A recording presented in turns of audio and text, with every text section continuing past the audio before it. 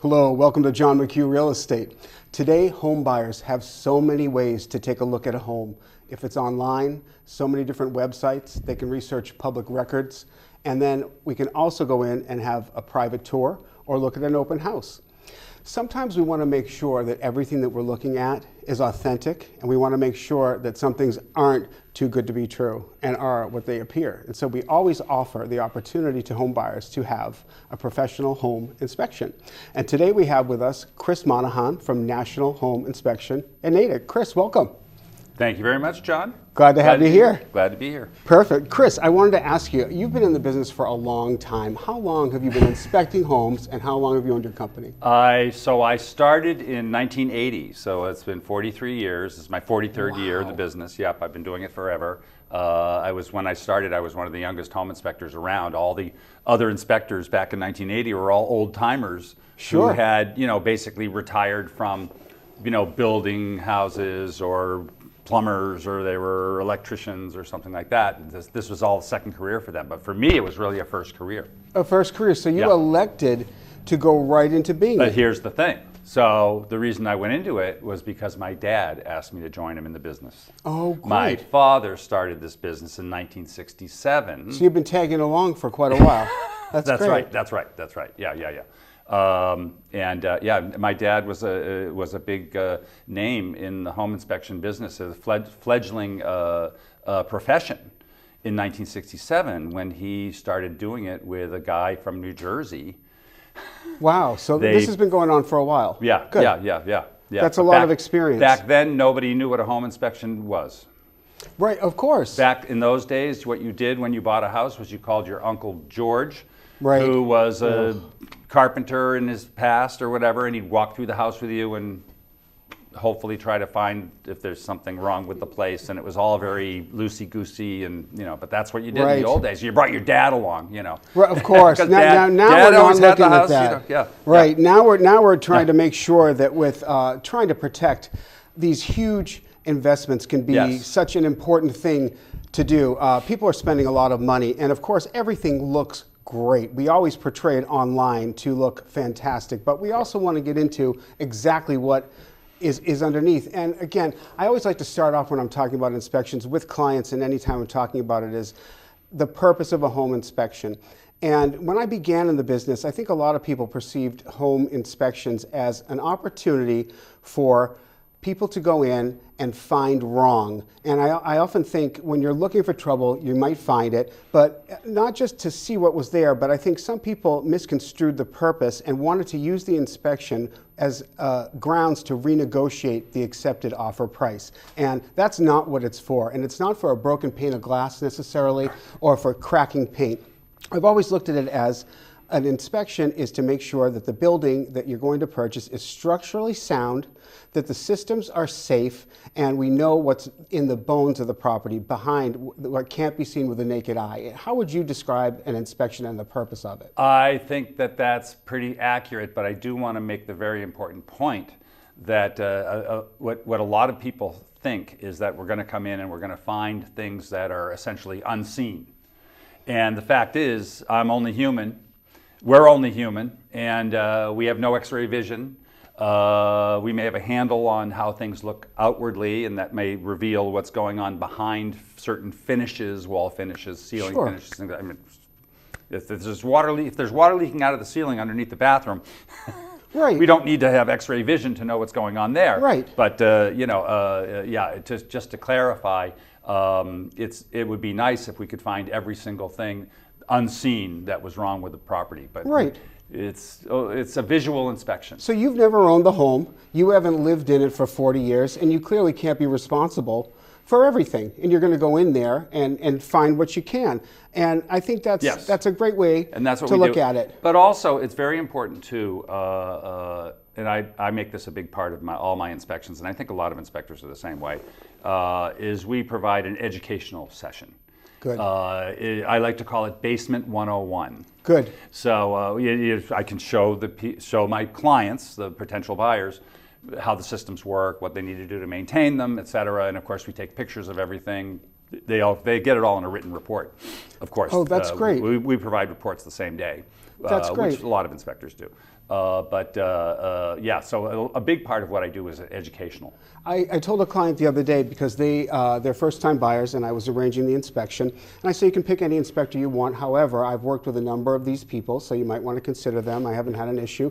And they said, okay, great. They booked it, and then they said, do either of us have to be there? And I thought, well, you know, you probably do want to be there, because it's not just an inspection to see the state and condition of the home, but it is an education. Where's the main water shut off? Yes. If nothing else, and you learn that, I think it was worth attending, right? That's right. Exactly. So, Chris, right. what type of services do you offer when it comes to home inspections? So I offer a full structural, mechanical, and electrical evaluation of the home, which includes everything you would expect, like roofing, siding, windows, doors, porches, steps, decks, driveway, walkway, foundation, evidence of water in the basement, evidence of termite activity or damage, framing condition of the house, the wood portion of the building above the foundation. Everything that's encompassing. Let's start with the exterior. I like to say it's everything that I can see, touch, or operate. Nice.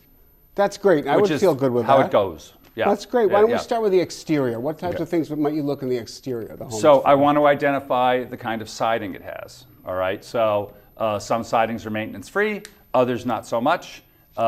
Paint is an issue. In an older home, we look at I see siding every other day that's 150 years old. It's got 15 layers of paint on it.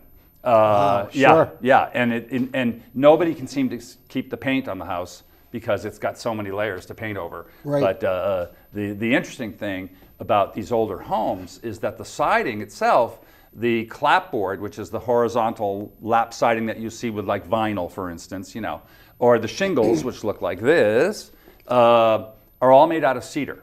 So cedar, at least most of them, cedar is a naturally rot-resistant material, has a very, very long lifespan.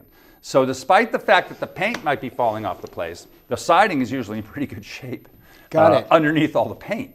That's good to know. You never know. Is the paint holding it together? You're right. Right. That's another thing. So we do, by the way, so it's not, when I say it's a visual inspection, there is some probing done. We all carry long screwdrivers, essentially, so we can poke around and see if there's any hidden rot or things like that, you know, underneath the paint, stuff like that. And of course, roofing, very important, critical component. Around here, we have a lot of slate roofs that are original to the building. Those should last a long time, huh? So yes, so it's interesting. Don't get me started. Because there are varying grades of slate. Sure. So it's important to know whether or not you're buying a house with the good slates or the bad slates. I just know original castle style and synthetic. That's all I know. So what else is there? Yeah, so there are bad slates. Okay, good. There are slates that come from Pennsylvania, not to put too fine a point on it, but there were a lot of slates that came up here from Pennsylvania, and they're softer slates. And they can actually rot. Because of moisture? Yeah. Just, they flake. And they only have a normal lifespan of 75 to 90 years, which, so I've got to ask you this question right here. Just look how much we've discussed just about the exterior and the slate. How do you get through these in 2 or 3 hours? I know. No, but that's kind of amazing, I think.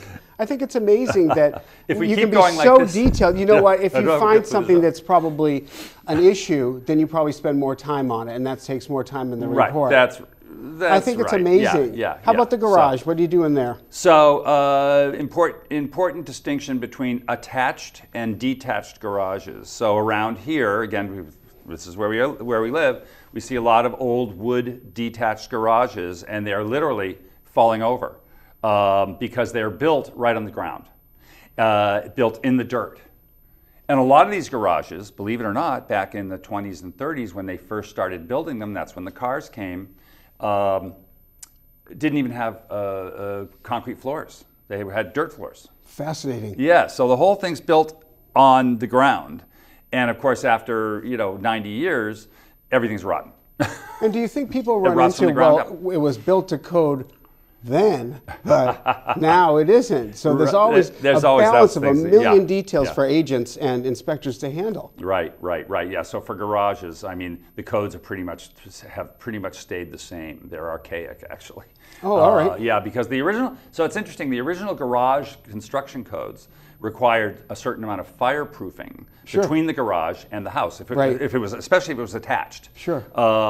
Because the fear was that all these newfangled automobiles were going to blow up or catch fire spontaneously in the garage that's next to your house. Right. So there's we see a lot of houses where the garage is actually attached to the house, but there's no door going from the garage into the house. You've seen them. I've definitely seen them. Sometimes you walk outside, there's a little sort of patio, or not patio, but and like a there's landing. your fire barrier, right? Right, or lack thereof. That's why they do it. That's why they used to do it.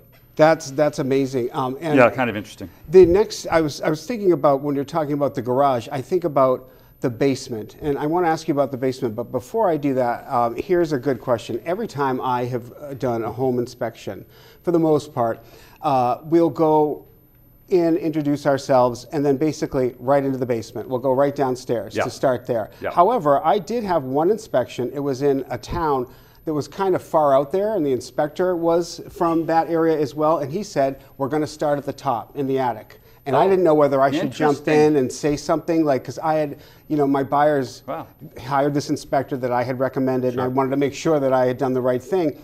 And so I asked him, which, when you're doing a home inspection, it's my opinion that you let the inspector do it. It's not my inspection, it's the buyer's inspection. And I want to make sure that I basically keep my mouth closed and let them do the work. But I asked him about this, and he told me he starts at the top because he wants to know what could be happening from above when he runs into it and the floor below. How do you feel about that? So my approach to, we all have our routines. And my routine generally, if the weather's decent and the ground's not covered with snow, my routine is usually to start on the outside. And I think most inspectors start on the exterior. We usually get there before the client shows up and before the agent shows up. So what else can we do? But at least get the lay of the land.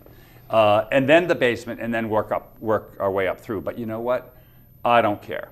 As long as I get to see everything, the order of things is not critical to me. So no problem with the order. But here's where the trouble comes. It's just the modern world we live in. My clients are all pressed for time.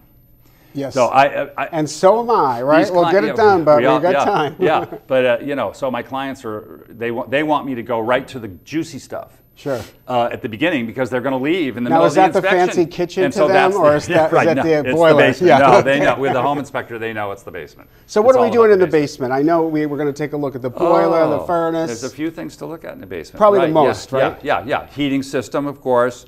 Electric service, water main. What it's made out of, by the way, very important.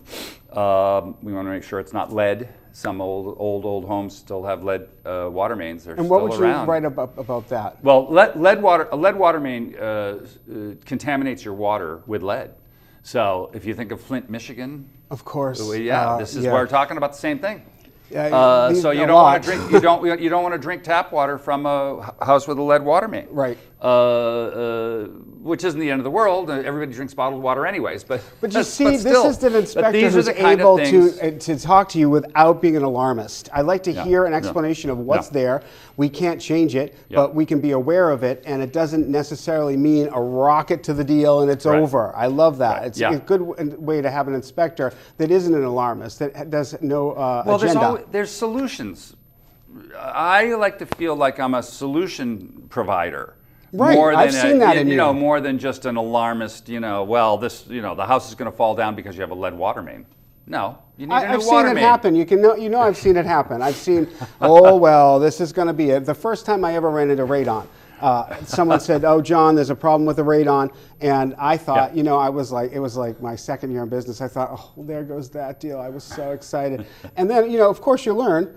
You remediate the radon. So with everything $1,500 and it's gone. Right. It's not the end of the world. Right. Exactly. And so that's one of the other things you'd see in the basement. So we do radon testing. Yes. How does that work? So we have. There's basically two methods for doing radon testing. Well, there's a lot of nuances, but there's basically two methods in a real estate transaction. One is a mail away test. Okay. Where you put out these little vials, or they're commonly called canisters, okay. and you leave them exposed to the air in the house for 48 hours. Then you pack them up and mail them off. Okay. All right, and then a week later you get the results in your email. Okay. We also, and I provide that test. We also provide, and this is the preferred method, the electronic testing device. Right. So I have a machine that I put in the basement for 48 hours, and it collects the data every hour by hour. So you get a really cool report that shows you the hour by hour readings on a graph on a scale. So I have to it's say, very interesting, and it's much more accurate. I just saw your really cool report. And it was 3 or 4 or more pages. We just did one. Yeah, it looked like the data sheets that I send to my clients, of the market share. All graphed out, yeah. Exactly. Yeah. And it not only had the pressure, the temperature, but it was, like he says, hour by hour. And that was so impressive, because what do we worry about when we leave radon in someone else's house for a test? We think, gee, we hope the rooms remain sealed. We hope it's not disturbed. And your machine detects fail-safe. It detects any wild variations in the barometric pressure, the temperature, and the humidity, which might indicate, and probably does, that the seller, the homeowner, and this is often inadvertent, has left a door open for the day or whatever. It doesn't happen in the middle of the winter. But sure. But a lot of people think that airing out their house during the radon test will reduce the radon level, and it can. So it can, but it can also work against you, by the way. Yeah, so one of the highest radon levels I ever had was actually in a house where the builder, it's brand new construction, the builder actually went back, this was back in the bad old days where we only had the mail-away tests. For a long time, we only had the mail-away ones. And my clients called me up the day after I put the test vials in and said, we just drove by the house and the basement windows are all open. Oh, interesting. And I said, oh, that's no good. And I said, but let's finish the test. We'll mail it off. Let's see what you get. Their level was over 100. Oh, you're kidding. Which is very, very rare. Can't be over 4 picoliters, yes, right? So the drop dead number is 4. Right. This house was over 100 with the windows open.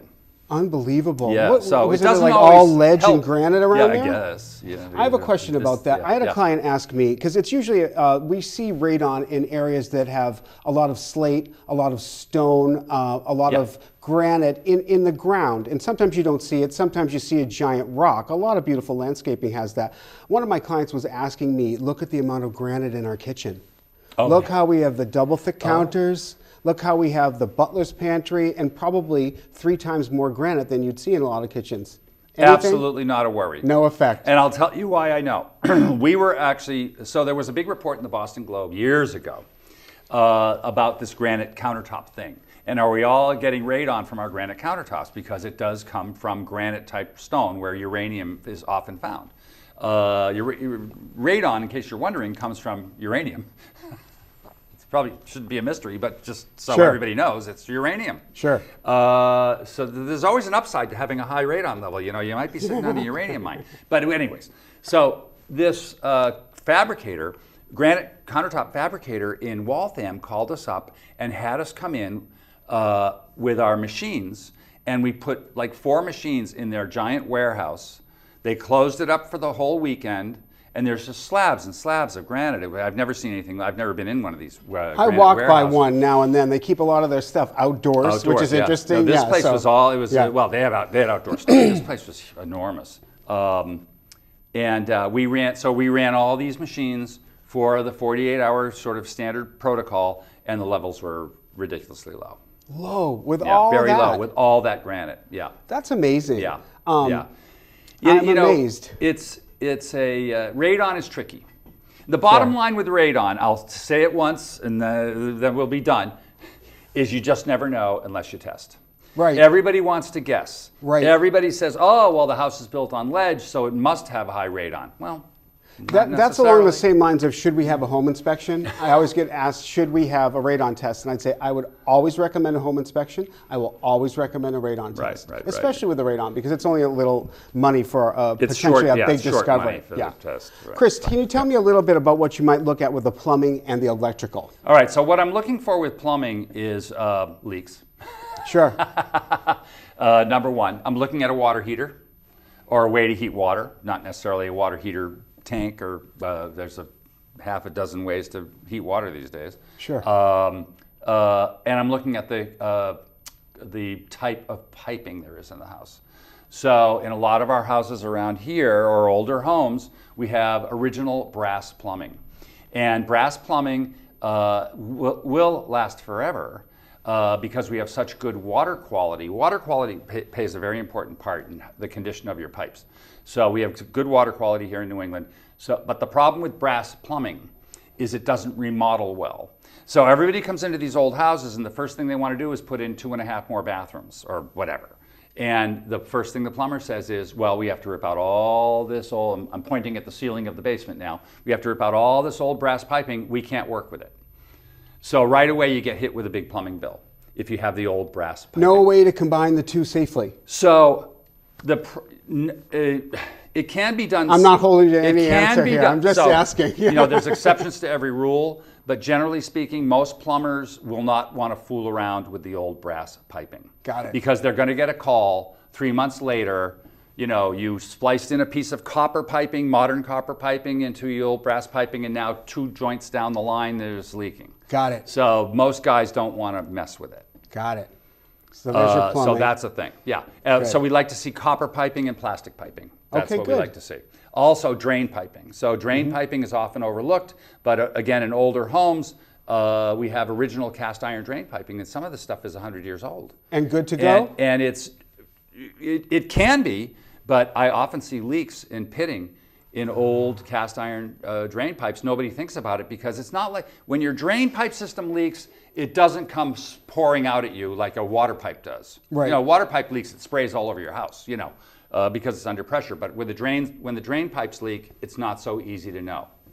Interesting. Yeah, How about electrical? Except it makes a little mess in the Tell corner. me a little, exactly, well, we don't want that with water, but tell me a little bit about electrical, what you might look at. We want to make sure the house has a reasonable enough amount of amperage to run all the stuff you want to run, like your Tesla plug, your hot tub, and your swimming pool. New things like a Tesla plug. Yeah, the Tesla plugs, that's a new thing. It was always a tanning bed. Oh, do we need a tanning bed? Or they'd usually say we have enough for the air conditioning, and there's plenty for that. But then someone would joke, do we have enough for a tanning bed? So now when you bring up a Tesla or something like that. Well, this is becoming a common request by bet. my clients. They want to make sure they can put a Tesla plug in. I say, oh, good for you. You got a Tesla. And they're like, no, we don't have one, but the day's going to come. We're thinking about it. Now that we're already spending the money on the house, and I'm thinking, you just spent all your money on the house. The Tesla's not happening right away, pal. I want to hear about the amperage requirement that you would suggest for that. So what we want to see, So square footage is also an issue. But generally speaking, if you need a Tesla plug, you probably need a 200 amp electric service. Okay. Which thankfully most homes have. So Got it. Yeah, and especially all newer homes all have a 200 amp electric service. Got it. Well, I've seen a lot of 100, and people will say when it's got 200, you've got plenty to power everything that you need here. But I actually see you take the whole box off. We don't do that anymore. Oh, all right. No longer. You stopped doing that. We used to do it because it was a requirement of our licensing in Massachusetts, but they scratched it off because of some arcane rules that say only a licensed electrician can take the cover off an electric panel. Isn't that interesting? So they finally, our board, our home inspector board for licensing in Massachusetts finally caught up with the fact that only licensed electricians are really supposed to take the cover off an electric panel. That's interesting because almost every inspection, and I'll be honest with you, it takes a little time, and I'm always afraid they're going to lose the screws and and all of that when they're in there. And then once you open it up, you really I saw the switches before, and I got an idea because it says air conditioning, mom's room, dishwasher. But when they take off the panel, I have no idea what I'm looking at, and I can only imagine what the home buyers are thinking. So that's really interesting to know. So now, the rules are changing, and I'm learning even more. What I like to do with electric panels, and I'm sure every inspector has their own little thing, is verify that everything's grounded to the water main of the house. That's typical, and it usually is. Why is it the water main? Because it's a metal pipe that's connected to the ground. Oh, great. To the dirt, to the earth. Great. Yeah. So we see a clamp that's clamped onto the water main. Excellent. But my dirty little secret about electric panels is to touch them, to touch the circuit breakers. and see if there's anything hot. If there's something that's hot, temperature-wise hot, then that's a worry. I've often wondered why don't they wear special insulated gloves, because they go right into the electrical system. It's a very thorough inspection. Right. So if it's warm... If it's warm, that could be an indicator of a problem. Too much stuff going on one circuit breaker. Now, I do that with my Christmas lights and my plugs that have like 5 things in the expansion thing. Am I good to go to inspect now? Yeah, for those things, yeah. Christmas lights are nothing. Right. All that stuff. Good. And these days, all our electronics, our TVs, our computers, all this stuff, they don't draw much. The things that draw the most power these days are still, and it's always been true, are clothes dryers, clothes washers, microwave ovens, hair dryers. Okay. Hair dryer draws as much power as a microwave oven. That's crazy. Yep. I know you told me the other day, don't worry about your air cleaner or your fan, that's not going to draw a lot. So some of these things are pulling a lot, and they might get warm if overused. Yeah, electric baseboard heat, very big user. Electric dryer, of course. Electric stove, big user. Yeah. Got it. Tell me a little bit about central heating and cooling. Okay. Please. So things are slowly changing in that business, and we're starting to see more and more heat pump type arrangements, where we have what are called mini split systems.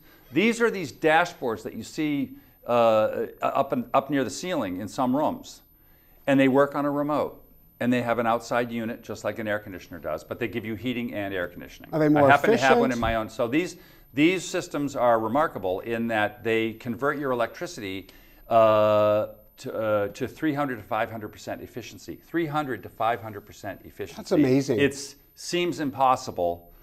And God knows it's all magic to me. And do they work with the same ducting that's in existence So in the you house? can also get ducted systems. Yes, you can get ducted ones, but the most common ones we see are these, individual units. They put a couple around the house, and it does everything you need to do. Are they expensive? Yes. Yeah. Okay. Good. That's what I wanted to know. Thousands of dollars. $5,000, $6,000, $7,000, something like that. Cheaper than a lot of systems, by the way. A high efficiency gas-fired heating system these days is $13,000. That's amazing. So what's expensive anymore? I mean, if you have to replace your old boiler, that's 38 years old. I just had one of these the other day. You're in for a big surprise if you want to put in a high efficiency system. I bet, yeah, and of course most people would want that for the long term investment. And everybody wants high efficiency, right? Exactly. So that's a good look at the cooling and newer alternatives we're seeing. How about the heating systems? And you take a look at those. So heating, we're still seeing. Well, we still see a lot of radiators. We still see a lot of steam heat. Wow. By the way, one zone for the whole house, all steam radiators. Sure, I saw a lot of old homes like that, but it's rare. You're still seeing quite a bit of that? But what's going on? Yeah, in the older homes, because it's really expensive to rip out your radiators and change the whole system. Sure. I mean, I've heard estimates in the $30,000 to $60,000 range to do this job. It's got to be. It's huge. It's huge. When Not to mention patching the floors where all the pipes came through. Yeah, and that's not something I know a lot about. I grew up with forced hot air, and so I'm sure a lot of people grew up with radiators. And I'd like to hear more about forced warm air is bottom line is the heating system of choice in modern homes. There's no more baseboards. There's no more radiators. Of course, no more radiators. In new construction, it's all forced warm air like what you're used to. And that's what most of the country has. And it seems to be efficient and it's affordable. It's fine. It's great. You can filter your air, you can humidify your air, and you can cool your air. If you have baseboard heating or you have radiators in your house, what do you do about central air? Now you need to put in a whole new system. There are so many options with all of this, but clearly you look at it all, you're well versed on it, and you evaluate it. And we have had a great time talking about all of this, and we're going to wrap it up for now with Chris Monahon, National Home Inspection, but we have a lot more starting with kitchen and interiors on the next episode, and we'll see you there.